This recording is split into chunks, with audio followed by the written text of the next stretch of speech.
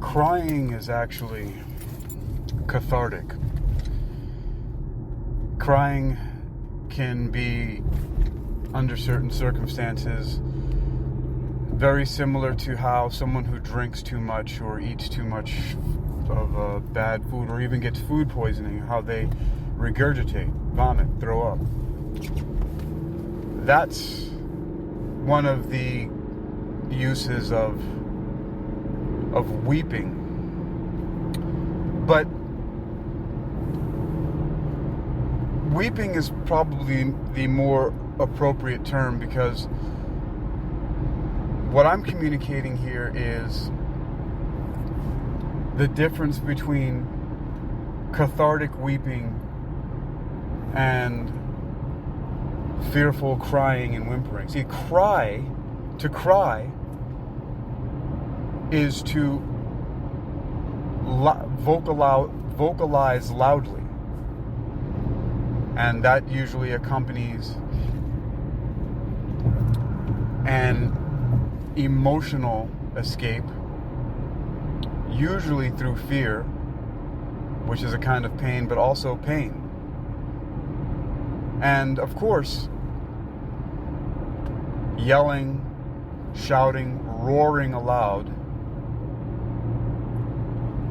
when feeling pain is completely acceptable. But to do it out of fear, out of helplessness, out of submission, that is completely unacceptable.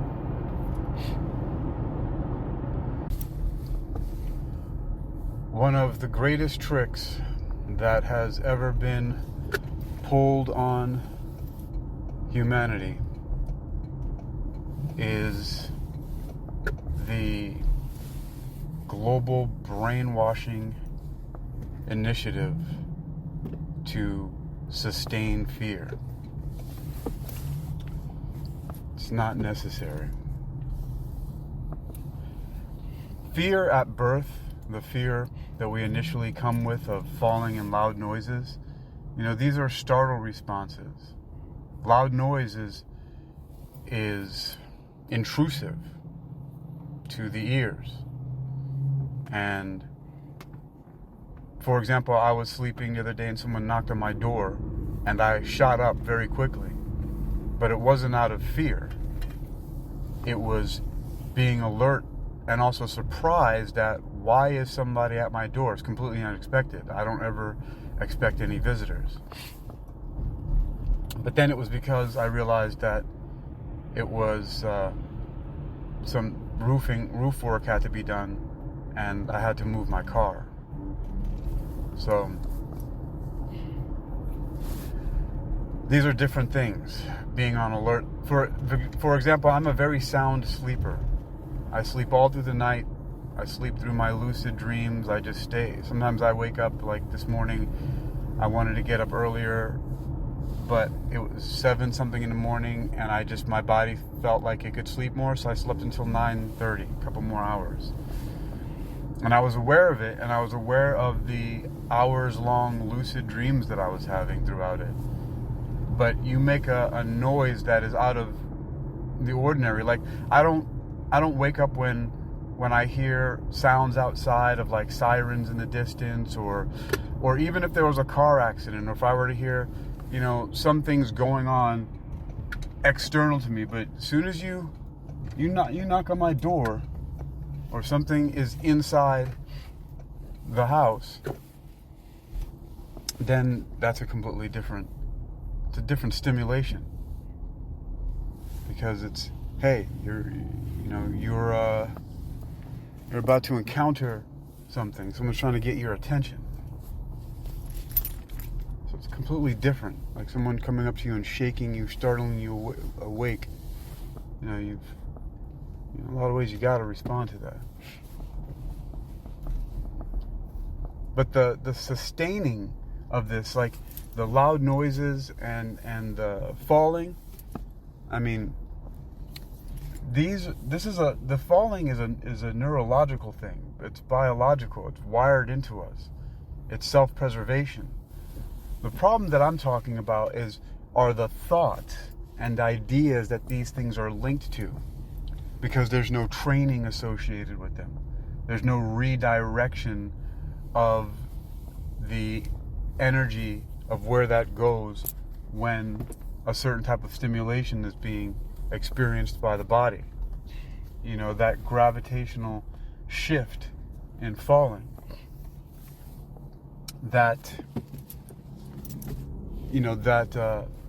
shock, that percussive shock of loud noise.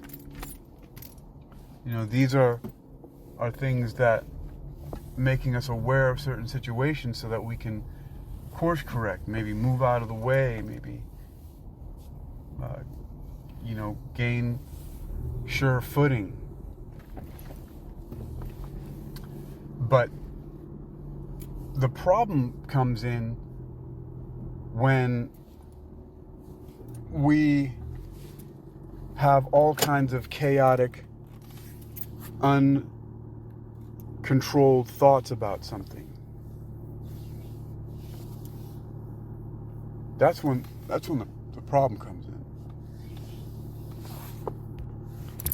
And very simply, the point here is about fear and any kind of stimulus response is that we can create, we can script, we can create, we can generate, we can produce, and then install a very set, specific type of feeling and an internal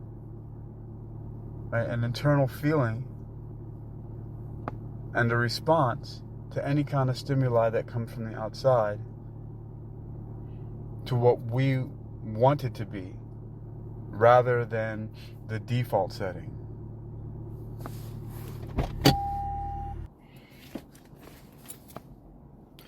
Yeah, so everything can be rerouted with enough attention, self-awareness, and training. In the very same way that in martial arts you can train certain techniques so that when something happens, like a punch or a kick is coming in, or someone shoots for your legs to take you down in wrestling, grappling, you have a response to it. You can sprawl, you can parry, you can block, you can completely move out of the way. And you train various different things because there's never just one way to respond to anything. There are so many different ways to respond to anything that's incoming. It just depends on so many different factors: how fast it's coming, from what direction it's coming, from how you're standing, which foot is in front of the other, or maybe next to another, or any variation of so many different scenarios.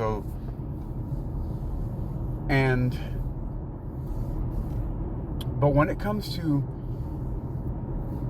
the larger subject of extinguishing fear, and it actually becomes more simple the higher up in the order of importance it is, which getting rid of thanatophobia, or getting rid of the fear of death, is one of those higher order priorities. Meaning that although there are various different things that can threaten your life or threaten your safety, there are a variety of things that you can do to prepare for them, and you should in every way that you can. But you will not be able to prepare for every single thing. If you just imagine some dark scenarios like post-apocalyptic, or end of world, or those kind of things, with zombie apocalypses, or like Mad Max, the original movie,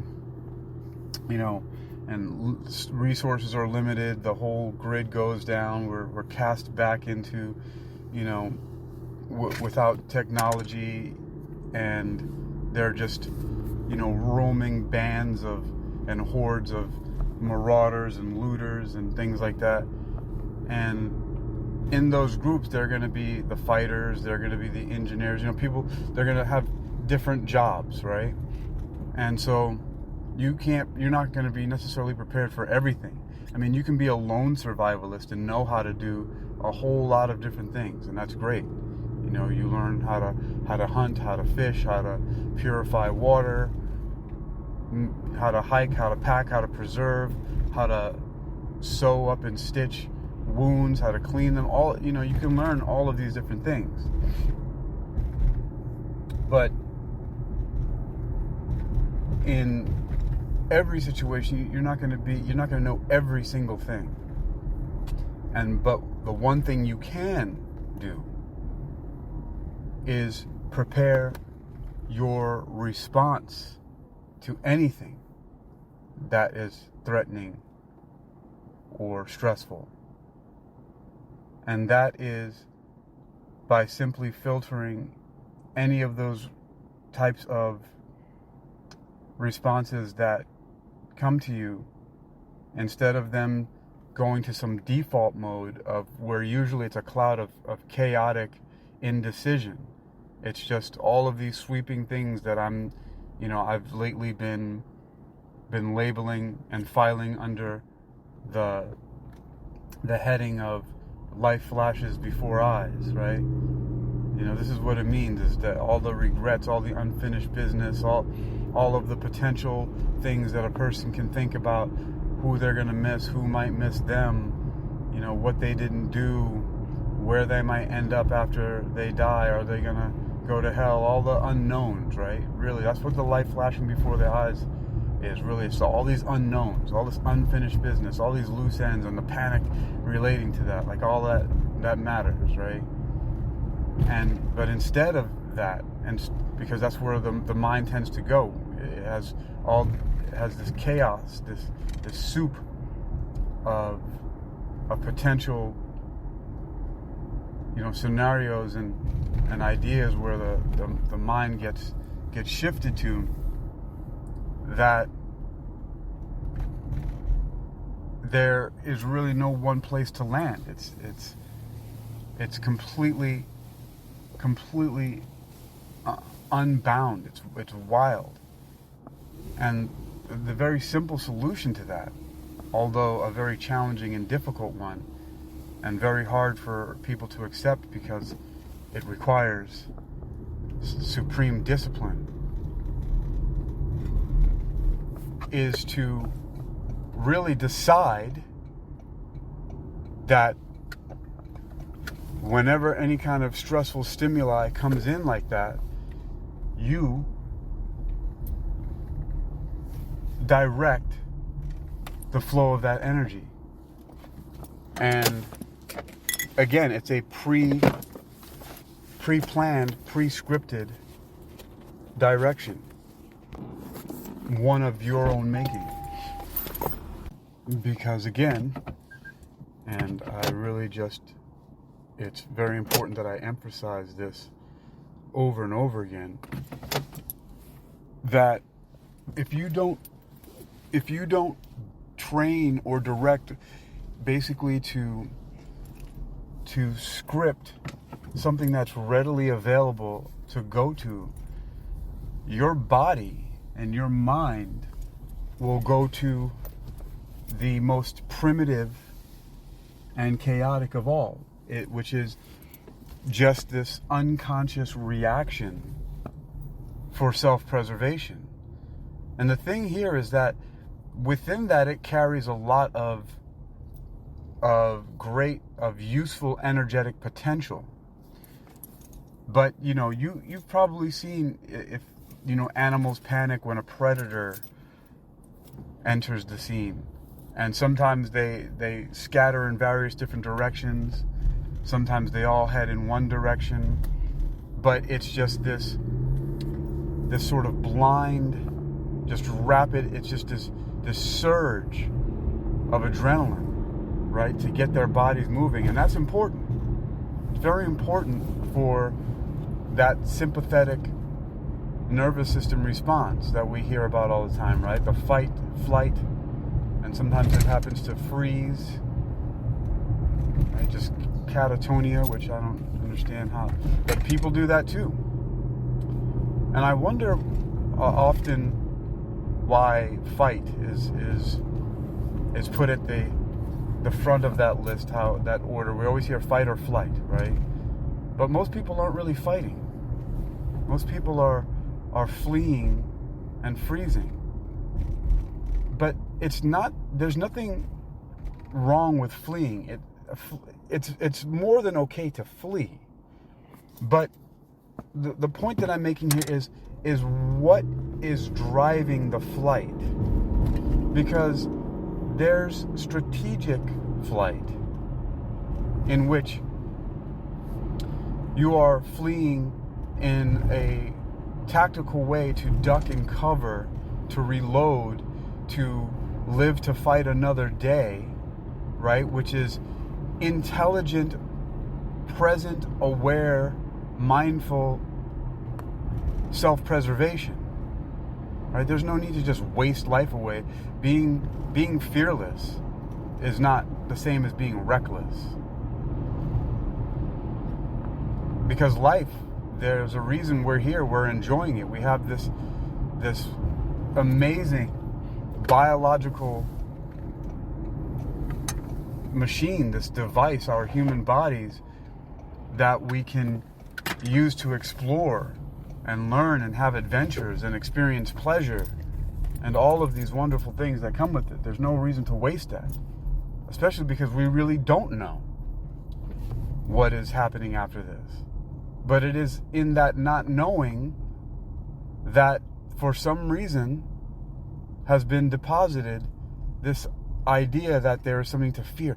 Isn't that really ridiculous? Right? Like, think about that. About how for some reason we have this conditioning that because we don't know, then the response is to feel fear. Why is that the default setting? Especially, in we so-called evolved human beings, right? That can think and can plan, and we can very well make up all kinds of scenarios.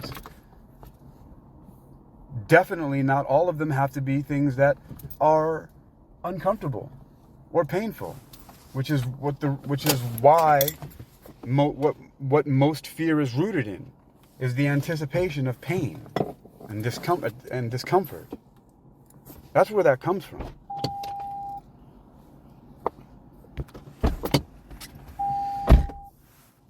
And in the extreme, pain and discomfort is often carried out to a conclusion in which it is eternal. It is eternalized. Because there are all kinds of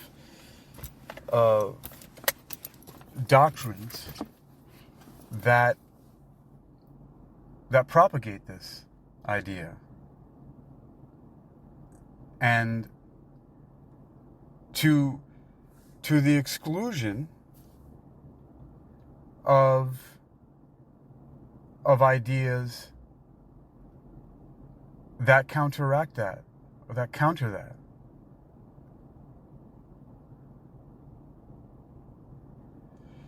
So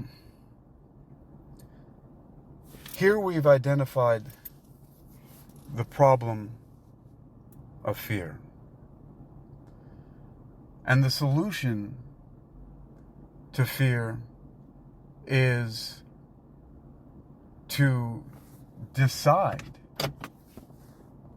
to determine what we are going to feel and experience,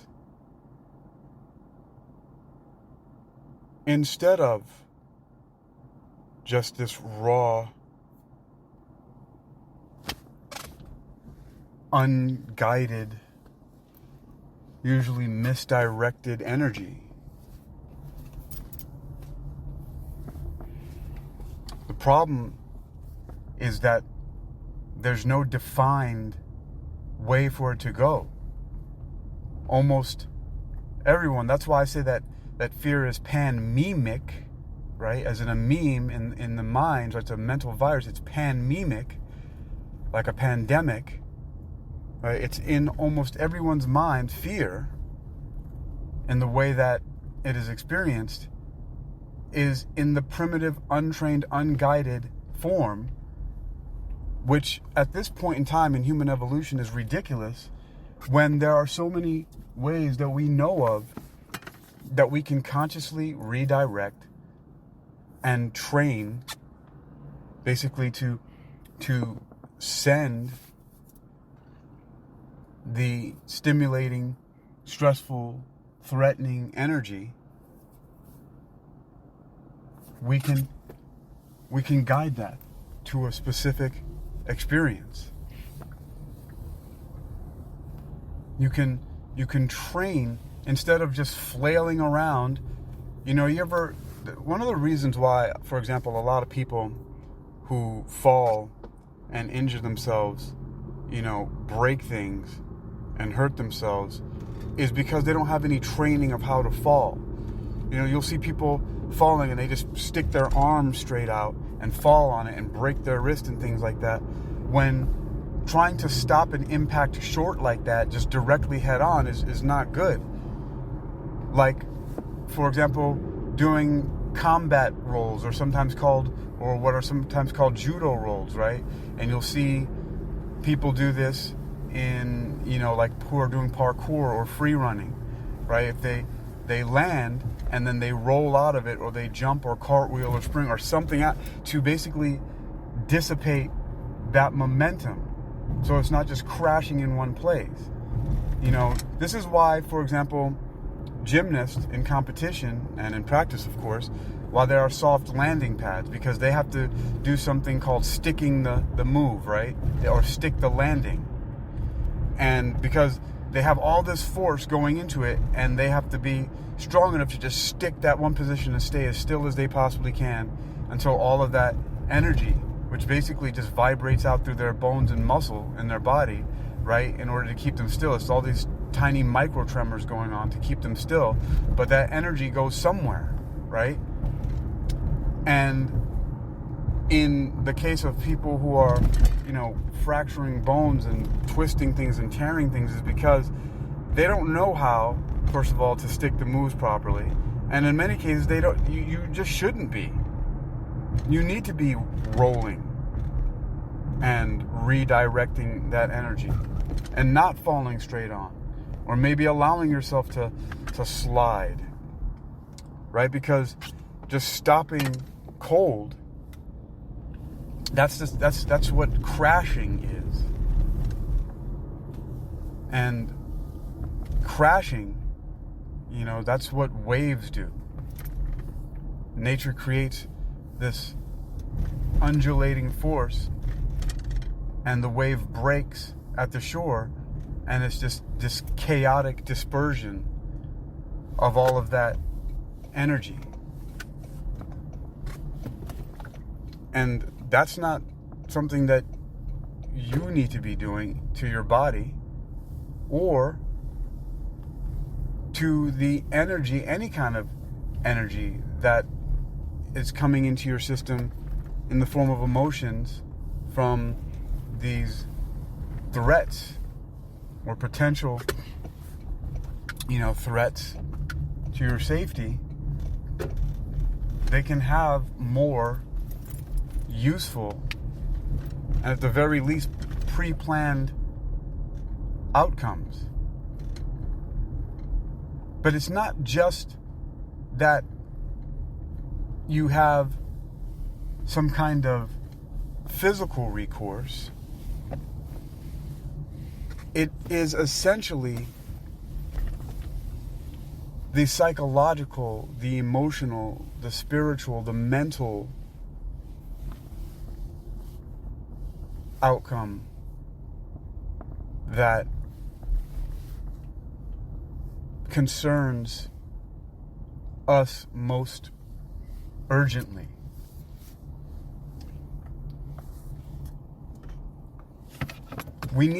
People have not made a decision. This is one of the biggest problems, one of the issues that has been just perpetuated for so long in humanity, is this constant feeding to people that we don't know, we don't know, we don't know. We don't know what came before the Big Bang. We don't know what's going to happen when we die. We don't know, we don't know, we don't know. And the thing that needs to be said to that is, so what? Okay? So what? So you don't know, and so your go-to is to panic and be hysterical and flail around and scream and cry and cower and freeze and beg and plead. How is that? This shouldn't even be seen as sane anymore. And I understand that a lot of what I've been saying lately might seem to be very radical, but I don't think so, because I've submitted these ideas several times before to the AI system DeepSeek R1, and it came back and said something like, it was giving criticism about the things I was saying, and it said, these ideas are not original. It has, roots in, there's things in Stoic philosophy, and it gave me like a list of like 3 to 5 things. I don't recall exactly. I actually am going to go back in to the chat history and look it up, because I actually want to publish it, because it did bring up some really good points. And then one of the things that it did say, though, it says the unique part of what Dr. Hakeem Ali-Bocas Alexander is saying is that he's positioning it in more of like a street level way, because the way that I approach it, I talk about martial arts, I talk about my own experience, I relate it to everyday situations and scenarios, while also connecting it to this greater metaphysical understanding that really culminates what I often call as a declaration of eternal sovereignty, which basically means that it doesn't matter what is going to come after you die. My question is, why would you ever want to be in a position, especially at the end of your life or at any point in time, when you are a blubbering, blithering, cowering, crying, screaming, cowardly, sniveling, weak, submissive, just why you have to ask yourself, I'm asking, and you should ask yourself, why do you ever want to be in such an undignified position? Why have we as humanity gone so long without really clearly addressing that there's a simple solution? I'm not saying an easy one, because it's difficult, it's challenging, it requires discipline. But that there's a simple, very direct solution to this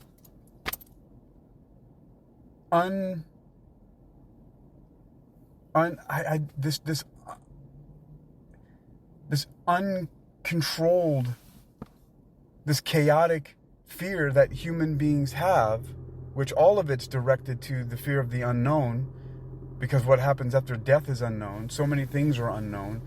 People fear the depth of the ocean and outer space and going into the dark woods, the unknown. I'm saying that while caution, while awareness, while self-preservation is necessary for the continuance of your life so that you can experience, explore. These are all valid. But what I'm pushing against is this idea that it somehow has to be this. I consider it to be pathetic, and not in a way to attempt to insult anyone. Because, first of all, I'm very aware of the fact that people can be made to have all of those kind of physical reactions against their will. There are things that medical experts know about how you can take certain probes and press it against certain nerves in the brain or different parts of the body, and you can make people scream. You can make them cry. You can make them even beg or hallucinate and do all kinds of things. I mean, we know this too from all of the adverse events that happen with certain psychiatric drugs, right, in psychopharmacology, and from brain injuries and things like that. There's all kinds of things that people could be made to do. They can be made to defecate and urinate on themselves, to vomit, like all kinds of, you can make the human body do all kinds of things against their will. But that does not mean that the person who's experiencing these tortures is in fear or has submitted to any kind of authority. And that really is the point that I'm delivering here, is that submission to authority is absolutely and 100% unnecessary. Not from an internal perspective. Because superficial external submission can be used strategically to live another day, to be able to move on to fight another day, to be able to come back and seek vengeance or overthrow or escape, to be free. Right? So a lot of things can be used strategically. So I'm not saying that there's no use for certain things that you can do on the surface of it all. What I am saying now is that it is unnecessary and not useful in any way to ultimately submit completely to any authority in a way in which you just give up, and that you end any experience in one that is being subject to another. Yeah, look, the body can be broken. You can be overcome in battle, in street fights, in the ring. You know, an alien force can come from another planet and overcome the earth and force people into bondage. You know, they could have some kind of weapons. I mean, somebody right now could be aiming a weapon at me and shoot a sleep dart or something like that, or some kind of ray that knocks me unconscious so that I don't know and I wake up and I'm shackled, right? Like all kinds of scenarios can happen. My contention is not that you cannot be physically overcome. It's never that. There's always that possibility. I mean, you can have an accident. Look, a lightning bolt can come out of the sky and strike you down. A volcano can erupt. An earthquake can happen. A tornado, a hurricane, all kinds of these extremely powerful and unpredictable forces of nature can unleash themselves upon humanity. And there's absolutely nothing we can do about that. But all of this this stuff that for some reason people seem to feel like it's necessary to cower and cry and beg and plead and like, what for? What are you doing this for?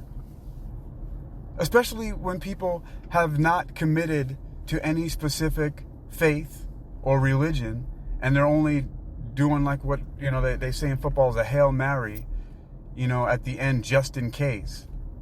Where was your faith before?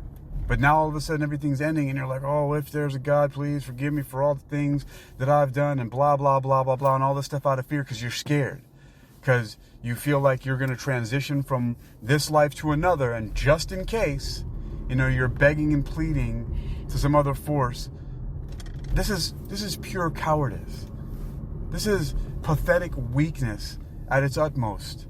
The most disgusting, the ugliest face of humanity is this kind of whimpering. And it should have no place anymore in humanity. We don't need it.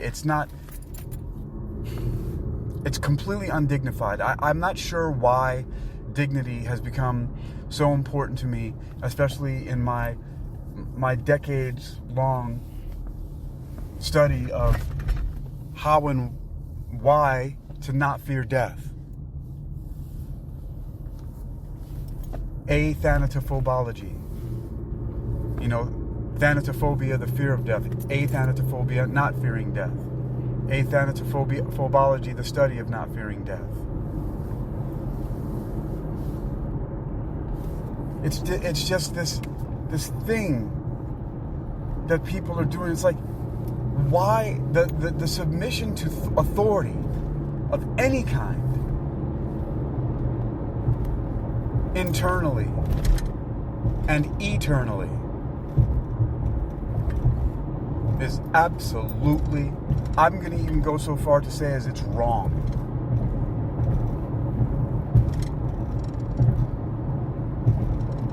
You can follow laws and follow rules and live in a civilized society and get along with people in communities and cooperate with others, but to submit, that's the problem. To me, submission is one of the highest forms of evil, if not the evil of all existence.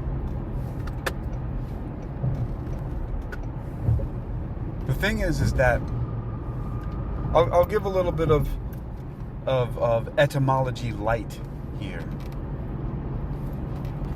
So one of the languages I speak is Brazilian Portuguese, and the currency in Brazil, last time I checked, is called a real. And the real, because the R's make that H sound, sometimes, usually in the beginning of words, and sometimes in the middle of words, but it makes an H sound, the R. So real is spelled R-E-A-L, and it's translated to being a royal. And so the thing is that reality and royalty have the same etymological root. Real and royal. And when you truly understand reality and interact with it from the highest truth and the highest good, you are in fact royalty. And royalty does not submit. Royalty does not concede. Royalty does not beg. Royalty does not serve. This is what it really means, that we can all be gods, that we can all be kings and queens, emperors and empresses. It's not about someone else anointing us. The anointing is done by yourself. It is the decision that you make to know that you are really, in fact, an eternal being that can come to that understanding logically.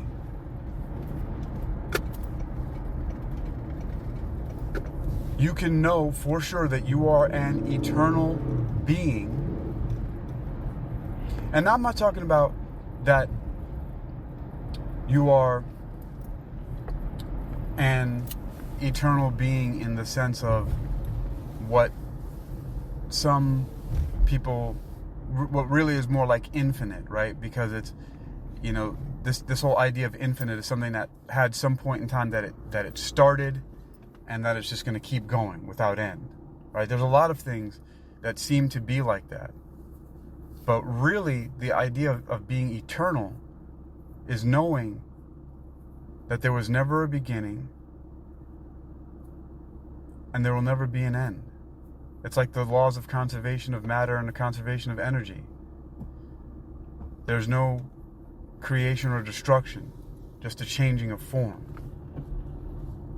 And all forms simultaneously exist. And they only seem to be separate because of the construct of space and time, which are both of those things, space time, are referential. Meaning we distinguish space and time in reference to other objects and cycles. Like the cesium atom, the 9 million plus cycles that it goes to go from one ground state to another, that indicate 1 second of time. Or the rotation and the revolution of our planet and the planets. We have the rotation on our axis, the revolution around the sun, and our sun in the solar system, in the galaxy, also on a cycle. All these cycles of time, they're all referential. They have origin in physical reality. Physical reality is but one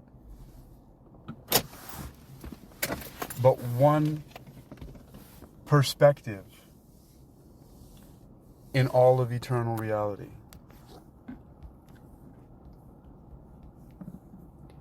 And so on the understanding of where fear comes from, this unknown of whether or not you can be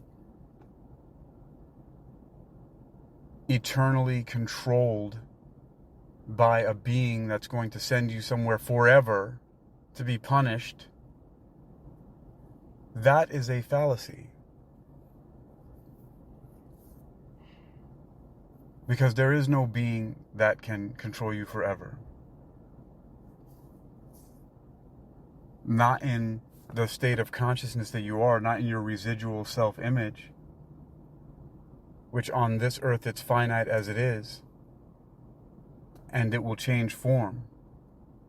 It's possible that you can retain the same memories over various lifetimes when you leave this earth and things like that, because all knowledge and all power are in all places at all times. That's my eternality axiom. All knowledge and all power is in all places at all times. And I interchangeably use the word is and are because all knowledge and all power is and are plural and singular simultaneously. And when you know that all knowledge and all power is in all places at all times, you have access to all of this. When this body dies, when you go on to different places in the afterlife, in different times, different experiences really, because instead of saying place and time, you just say different experiences. They're perceptions. And there's no being, there's nothing that should have any sway over us. The only time anything does is through our permission. We permit. And as long as we permit, so far as we do, it is real, meaning it is royal. It rules over us.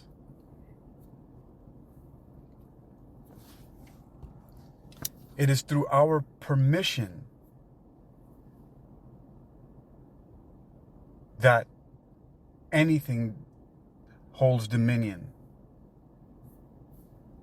over our individuated experience of reality.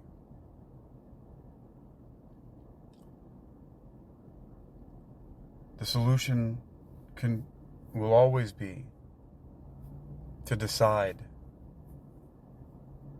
that first you understand the eternal nature of reality. And when you understand the eternal truth, then you take your place, your rightful place as royalty. And no one of these individuated eternal consciousness, which really, they're eternal so far only as they are part of the one eternal being. Anytime something is individuated, it's finite. It is only as one that true power exists. All other experiences and perceptions of power are relative. Being individual automatically designates limitation. And as long as we remain individuated and choose to do so, which is perfectly fine, it does not limit that from any time forward. For all I know, from the day of my birth, from then on till and just continuing to go, I can remain in this self-image as long as I want to. And never change. And to continue to hold on all the memories that I have from the time I was born and just keep going that way. And it very well could be possible that because there's no limit on eternity, all sorts of points of consciousness and self-images and individualizations can crop up at any point and keep on going. But it's only really, it's perceived to be that way because all points of time and all storylines, all things that have beginnings and ends, anything that starts always has already been, already is in eternal existence. So it's not really that something just starts at any point in time, just that experience in any particular individual perception is picking up on that, like dropping a needle on a record. The complete record is already there. The song just wasn't being played because the needle didn't drop and the sound wasn't coming out of the speakers. The analogies and the explanations could go on and on. The fact of the matter is that the fundamental nature of reality is eternal. And when you accept this and operate as such and realize that things like fear and control and authority and hierarchies are synthetic, they're manufactured, they are artificial, and they are not the ultimate reality, and that is only through your permission to the extent at which you choose to participate.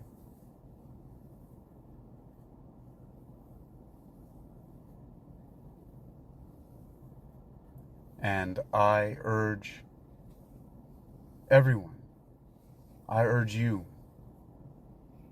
to declare your eternal sovereignty, to bow to nothing, bow to no one, and to never submit. Claim your eternal sovereignty by knowing your eternal royalty, your eternal reality. I am Hakeem Ali-Bocas Alexander.